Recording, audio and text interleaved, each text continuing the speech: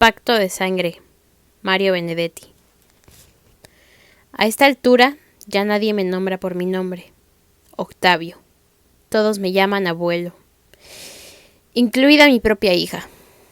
Cuando uno tiene, como yo, 84 años, ¿qué más se puede pedir? No pido nada. Fui y sigo siendo orgulloso. Sin embargo, hace ya algunos años que me he acostumbrado a estar en la mecedora o en la cama. No hablo. Los demás creen que no puedo hablar. Incluso el médico lo cree. Pero yo puedo hablar. Monólogo, naturalmente que en voz muy baja para que no me oigan. Hablo nada más que para asegurarme de que puedo. Total, ¿para qué? Afortunadamente, puedo ir al baño por mí mismo, sin ayuda. Esos 7 pasos que me separan del lavabo o del inodoro, aún puedo darlos. Ducharme no. Eso no podría hacerlo sin ayuda, pero para mi higiene general viene una vez por semana, me gustaría que fuese más frecuente, pero al parecer sale muy caro, el enfermero y me baña en la cama. No lo hace mal, lo dejo hacer, ¿qué más remedio? Es más cómodo y además tiene una técnica excelente. Cuando al final me pasa una toalla húmeda y fría por los testículos, siento que eso me hace bien, salvo en pleno invierno. A veces cuando voy al baño, miro en el espejo mis vergüenzas, y nunca mejor aplicado el término. Mis vergüenzas. Unas barbas de chivo, esos son. Pero confieso que la toalla fría del enfermero hace que me sienta mejor. Es lo más parecido al baño vital que me recomendó una naturista hace unos 60 años. Era él, no yo, un viejito flaco y totalmente canoso, con una mirada pálida pero sabionda y una voz neutra y sin embargo afable. Me hizo sentar frente a él, me dio un vistazo que no duró más de 1 minuto, y de inmediato empezó a escribir a máquina una vieja Remington que parecía un tranvía. Era mi ficha de nuevo paciente. A medida que escribía, iba diciendo el texto en voz alta, probablemente para comprobar si yo pretendía refutarlo. Era increíble. Todo lo que iba diciendo era rigurosamente cierto. 2 veces sarampión, 1 vez rubiola y otra escarlatina, difteria, tifus. De niño hizo mucha gimnasia, menos mal porque si no hoy tendría problemas respiratorios. Varias premuras, hernia inguinal, buena dentadura, etc. Hasta ese día no me había dado cuenta de que era poseedor de tantas taras juntas. Pero gracias a aquel tipo y a sus consejos, de a poco fui mejorando. Lo malo vino después, con años y más años. Años. No hay naturista ni matasanos que te los quite. Ahora que debo quedarme todo el tiempo quieto y callado, quieto por obligación, callado por vocación, mi diversión es recorrer mi vida, buscar y rebuscar algún detalle que creía olvidado y sin embargo estaba oculto en algún recoveco de mi memoria. Con mis ojos casi siempre llorosos, no de llanto sino de vejez, veo y recorro las palmas de mis manos. Ya no conservan el recuerdo táctil de las mujeres que acaricié, pero en la mente sí las tengo. Puedo recorrer sus cuerpos como quien pasa una película y detener la cámara a mi gusto para fijarme en un cuello. ¿Será el de Ana? Que siempre me conmovió en unos pechos. ¿Serán los de Luisa? Que durante 1 año entero me hicieron creer en Dios. En una cintura. ¿Será la de Carmen? Que reclamaba mis brazos, que entonces eran fuertes, en cierto pubis de musgo rubio al que yo llamaba mi vellocino de oro. ¿Será el de Emma? Que aparecía tanto en mis ensueños, matorral de lujuria, como en mis pesadillas, muerte de Moloch que me tragaba para siempre. Es curioso, a menudo me acuerdo de partículas de cuerpo y no de los rostros o de los nombres. Sin embargo, otras veces recuerdo un nombre y no tengo idea de a qué cuerpo correspondía. ¿Dónde estarán esas mujeres? ¿Seguirán vivas? ¿Las llamarán abuelas? ¿Solo abuelas? ¿Y no habrá nadie que las llame por sus nombres? La vejez nos sumerge en una suerte de anonimato. En España dicen, o decían, los diarios: murió un anciano de 70 años. Los cretinos. ¿Qué categoría reservan entonces para nosotros, octogenarios pecadores? ¿Escombros? ¿Ruinas? ¿Esperpentos? Cuando yo tenía 70 era cualquier cosa menos un anciano. En la playa jugaba a la paleta con los amigos de mis hijos y les ganaba cómodamente. En la cama, si la interlocutora cumplía dignamente su parte en el diálogo corporal, yo cumplía cabalmente con la mía. En el trabajo no diré que era el primero, pero sí que integraba en el pelotón. Supe divertirme, eso sí, sin agraviar a Teresa. He ahí un nombre que recuerdo junto a su cuerpo. Claro que es el de mi mujer. Estuvimos tantas veces juntos, en el dolor pero sobre todo en el placer. Ella, mientras pudo, supo cómo hacerlo. Puede ser que se imaginara que yo tenía mis cosas por ahí, pero jamás me hizo una escena de celos, esas porquerías que corroen la convivencia. Como contrapartida, cuidé siempre de no agraviarla, de no avergonzarla, de no dejarla en ridículo. Primera obligación de un buen marido, porque eso sí es algo que no se perdona. La quise bien, claro que con un amor distinto. Era de alguna manera mi complemento y también el colchón de mis broncas. Suficiente. Le hice 3 varones y una hembra. Suficiente. El ataque de asma que se la llevó fue el prólogo de mi infarto. 68 tenía y yo 70. O sea, hace 14 años. No son tantos. Ahí empezó mi marea baja y sigue. ¿Con quién voy a hablar? Me consta que para mi hija y para mi yerno soy un peso muerto. No diré que no me quieren, pero tal vez sea la manera en cómo se puede querer a un mueble de anticuario o a un reloj de cucú, o en estos tiempos a un horno de microondas. No digo que eso sea injusto, solo quiero que me dejen pensar.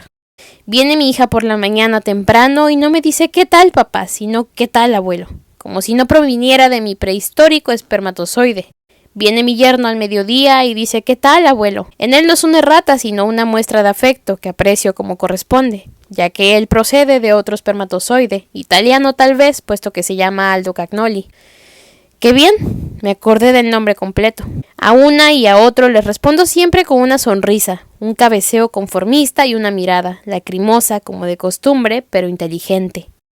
Esto me lo estoy diciendo a mí mismo, de modo que no es vanidad, ni presunción, ni coquetería senil. Algo que hoy se lleva mucho. Digo inteligentemente, sencillamente porque es así. También tengo la impresión de que ellos agradecen al Señor de que yo no pueda hablar. Eso se creen. Imagino que se imaginan cuánta cháchara de viejo nos estamos ahorrando. Y sin embargo, bien que se lo pierden. Porque sé que podría narrarles cosas interesantes, recuerdos que son historia. ¿Qué saben ellos dos de las guerras mundiales, de los primeros Ford a Bigote, de los Olímpicos de Colombes, de la muerte de Batlle y Ordóñez, de la despedida a Rodó cuando se fue a Italia, de los festejos cuando el centenario? Como esto lo converso solo conmigo, no tengo por qué respetar el orden cronológico. Menos mal. ¿Qué saben, Solo una noticia o una nota al pie de página o una mención en la perorata de un político, nada más. Pero el ambiente, la gente en las calles, la tristeza o el regocijo en los rostros, el sol o la lluvia sobre las multitudes, el techo del paraguas en la Plaza Cagancha cuando Uruguay le ganó 3-2 a Italia en los semifinales de Ámsterdam y el relato del partido no venía como ahora por satélite sino por telegramas.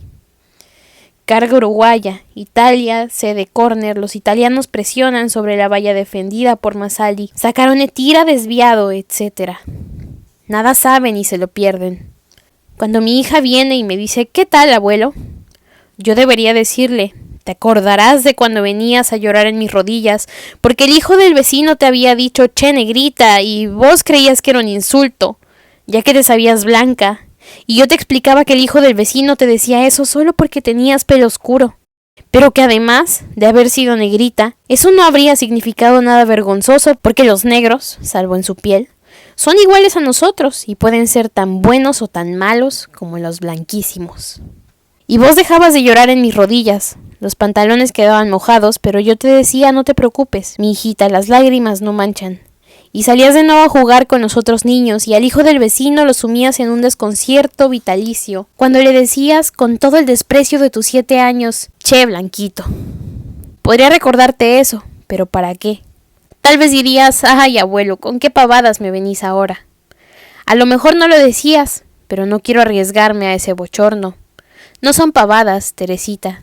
Te llamas como tu madre, se ve que la imaginación no nos sobraba.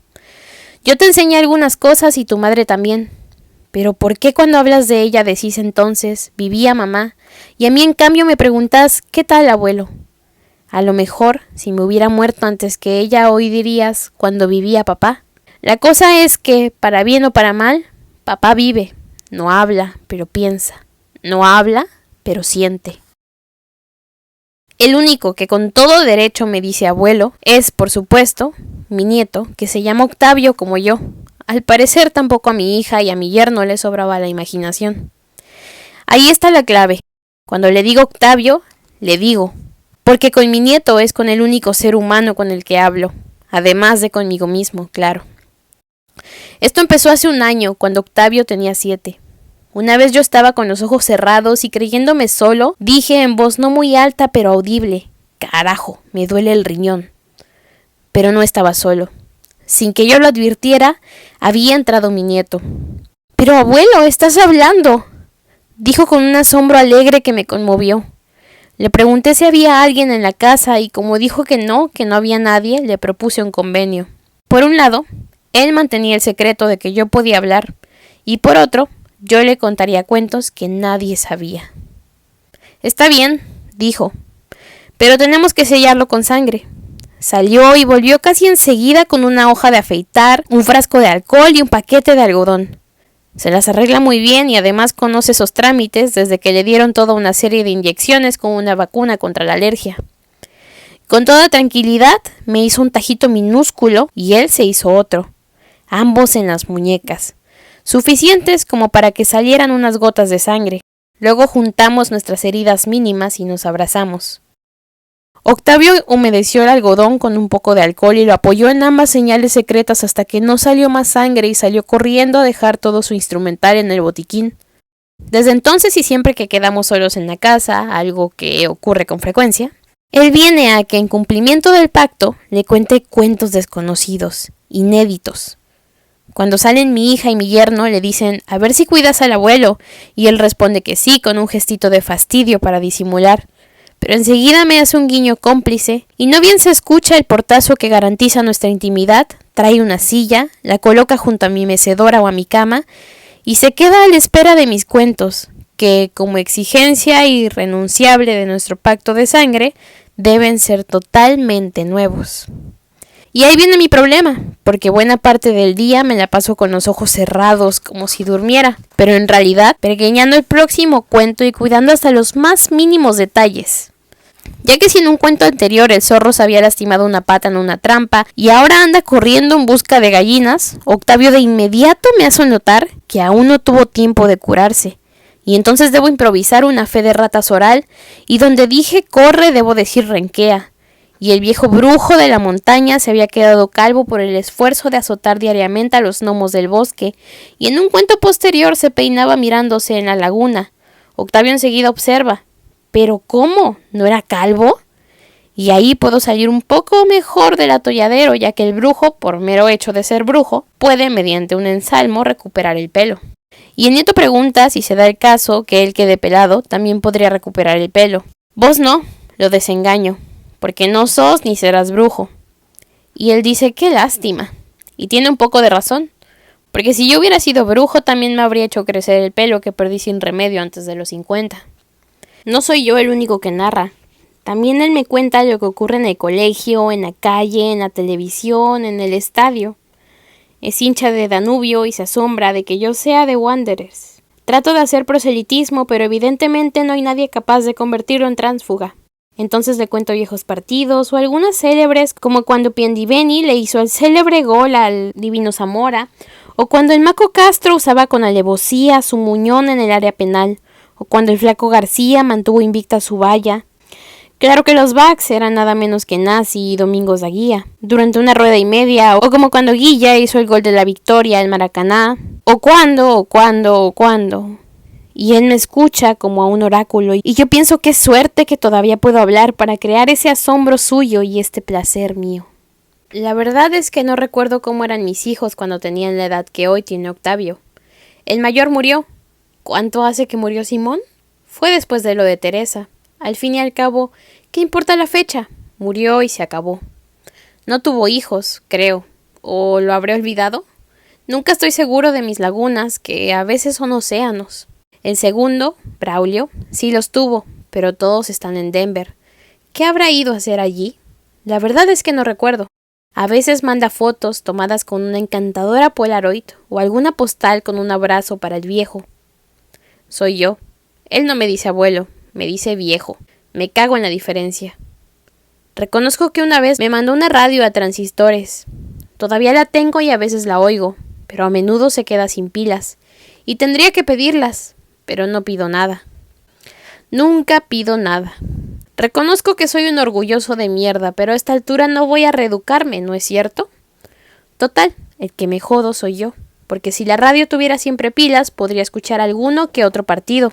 No muchos, porque los locutores en general me cansan con su entusiasmo fingido y sus fallas de sintaxis. También podría escuchar el Sodre cuando pasan música clásica, que es la única que digiero. La alegría que tuve aquella tarde en que pude escuchar el Septiminio. Lo tenía en disco hace tiempo, vaya a saber dónde está. Quizá lo de las pilas podría solucionarse, sin mengua de mi podrido orgullo, diciéndoselo a mi nieto, para que éste, en cumplimiento de nuestro pacto de sangre y guardando siempre nuestro secreto, le dijera a mi hija: mira la radio del abuelo, está sin pilas, y entonces lo mandaran a la ferretería de la esquina para que las trajera. Con eso alcanza, yo las sé colocar, aunque a veces las pongo al revés y la radio no funciona. En alguna ocasión me ha llevado un buen cuarto de hora hallar la posición adecuada para las 4 de 1.5 voltios. Pero igual me sirve para entretenerme un poco. ¿Qué más puedo hacer? Leer ya no puedo, televisión tampoco, pero escuchar la radio o cambiarle las pilas sí. Mi tercer hijo se llama Diego y está en Europa. Enseña en Zúrich, me parece, sabe alemán y todo. Tiene 2 hijas que también saben alemán, pero en cambio no saben español. Qué cagada, ¿verdad? Diego es menos escribidor que Braulio, y eso que su especialidad es la literatura, pero naturalmente la literatura suiza.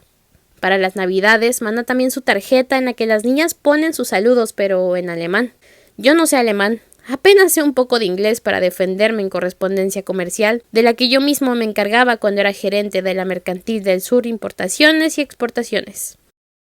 También ese hijo menor a veces me manda algún regalito, verbigracia de un llavero suizo de oro 18 quilates. En esa ocasión sonreí como diciendo, qué lindo, pero en realidad pensando, qué boludo, ¿para qué quiero yo un llavero de oro 18 si estoy aquí semipostrado? De modo que mis contactos con el mundo se reducen a mi hija, cuando entra y me dice, ¿qué tal, abuelo? A mi yerno, cuando idem, de vez en cuando al médico, al enfermero cuando viene a lavar mis pelotas ya jubiladas, y también el resto de este cuerpo del delito. Bueno, y sobre todo está mi nieto, que creo es lo único que me mantiene vivo, es decir, me mantenía. Porque ayer por la mañana vino y me besó y me dijo, abuelo, me voy por 15 días a Denver con el tío Braulio, ya que saqué buenas notas y me gané estas vacaciones. Yo no podía hablar, y no sé si hubiera podido porque tenía un nudo en la garganta, ya que también estaban en la habitación mi hija y mi yerno, y ni yo ni mi nieto íbamos a violar nuestro pacto de sangre. Así que le devolví el beso, le apreté la mano, puse un instante mi muñeca junto a la suya, como testimonio de lo que ambos sabíamos, y sé que él entendió perfectamente cuánto lo iba a extrañar, ya que no iba a tener a quién contarle cuentos inéditos. Y se fueron, pero 3 o 4 horas más tarde volvió a entrar Aldo. Solo Aldo, y me dijo, mire abuelo, que Octavio no se fue por 15 días, sino por 1 año y tal vez más. Queremos que se eduque en los Estados Unidos. Así aprende desde niño el idioma y tendrá una formación que va a servirle de mucho. Él no se lo dijo porque tampoco lo sabía. No queríamos que empezara a llorar, porque él lo quiere mucho, abuelo, siempre me lo dice. Y yo sé que usted también lo quiere, ¿no es así? Se lo vamos a decir por carta, aunque mi cuñado lo va a ir preparando. Ah, y otra cosa. Cuando ya se había despedido de nosotros, volvió atrás y me dijo, dale un beso al abuelo y que sepa que estoy cumpliendo nuestro pacto. Y salió corriendo. ¿Qué pacto es ese, abuelo? Cerré los ojos por pudor, aunque como siempre lagrimeo, nadie sabe nunca cuándo son lágrimas de veras. E hice un gesto con la mano como diciendo cosas de niños. Él se quedó tranquilo y me abandonó. Me dejó a solas con mi abandono, porque ahora sí que no tengo a nadie, y tampoco a nadie con quien hablar. Me tomó de sorpresa todo esto, pero quizás sea lo mejor, porque ahora sí tengo ganas de morir, como corresponde a un despojo de 84 años. A mi edad no es bueno tener ganas de vivir, porque la muerte viene de todos modos y a uno lo toma por sorpresa. A mí no. Ahora tengo ganas de irme, llevándome todo este mundo que tengo en mi cabeza y los 10 o 12 cuentos que ya tenía preparados para Octavio, mi nieto. No voy a suicidarme. ¿Con qué? Pero no hay nada más seguro que querer morir. Eso siempre lo supe. Uno muere cuando realmente quiere morir. Será mañana o pasado, no mucho más. Nadie lo sabrá, ni el médico. ¿Acaso se dio cuenta alguna vez de que yo podía hablar? Ni el enfermero, ni Teresita, ni Aldo. Solo se darán cuenta cuando falten 5 minutos. A lo mejor Teresita dice entonces papá, pero ya será tarde. Yo, en cambio, no diré chau. Apenas adiosito con la última mirada. No diré ni chau para que alguna vez se entere Octavio, mi nieto, que ni siquiera en ese instante peliagudo violé nuestro pacto de sangre. Y me iré con mis cuentos a otra parte. O a ninguna.